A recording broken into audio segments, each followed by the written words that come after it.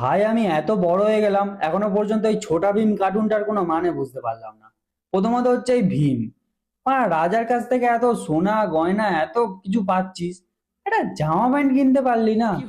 সারাটা জীবন পুরোটা কার্টুন ওকে আমি ওই একটা কি লুঙ্গি না ধুতি কি ফেদা পরে থাকে ওটা পরেই কাটিয়ে দিল, একটা জামা অবধি কেনে নে। তারপর হচ্ছে রাজু, এ হচ্ছে পৃথিবীর প্রথম বাচ্চা যার মাথায় দুটো চুল। তুই কোন বোকাচোদা বাচ্চা রে, তোর মাথায় চুল নেই দুটো চুল, তুই কি জনি সিনসের বাচ্চা? তারপর হচ্ছে ঢোলু ভোলু, আমার তো হাফ জীবন কেটে গেল, আমি এখনো পর্যন্ত কোনটা ঢোলু আর কোনটা ভোলু চিনতে পারলাম না। এটা বড় হয়ে এর বউয়ের কাছে ও শোবে আর ওর বউয়ের কাছে এ শোবে, এদের বউরাও বাল বুঝতে পারবে। তারপর হচ্ছে চুটকি, এ পাগলি যদি জানে যে একে ভীম পাত্তাই দেয় না, তাও প্রত্যেকবারে গিয়ে ভীমের বাঁধ ধারে, ভীম ভীম এনাও লাড্ডু খাও লাড্ডু খাও। আরে দেখতে তো পাচ্ছিস তোকে পাত্তা দিচ্ছে না, তা ওর পিছনে যাওয়ার কোনো দরকার আছে? যা মায়ের সাথে গিয়ে একটু লাড্ডু বাড্ডু কর, বিক্রি টিক্রি কর। তা না মা কষ্ট করে লাড্ডু বানাবে আর ও এনে ভীমকে গেলাবে, আর ভীম সেগুলো খেয়ে ইন্দুমাতির পিছনে লাইন মারবে। তোকে তো বাল দিয়েও পুচ করে না। ও সে না, আমার নাম চুটকি, ভীমই মারবে আমার পুটকি।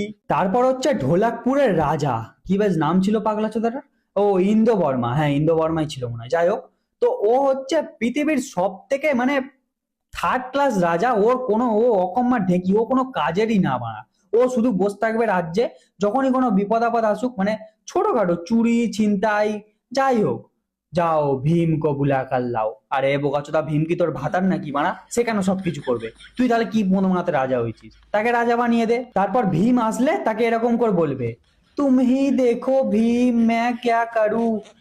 এমন করবে যেন ও অনেক চেষ্টা করে ফেলেছে, ওর দ্বারা আর একদম কিচ্ছু হচ্ছে না, তাই ও ভীমকে ডেকেছে।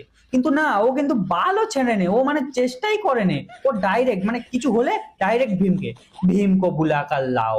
ও ও কোনো বাল ছিঁড়তে পারবে না, ও একটা বালের রাজা, শালা চাপড়া ওটা। পুরো কার্টুনটাতে আমার একটাই ফেভারিট ক্যারেক্টার ছিল, কিরমাডা। বললে ওরা কই মাছের জান, যতবারই মারুক ঠিক ফিরে চলে আসবে। কিরমারা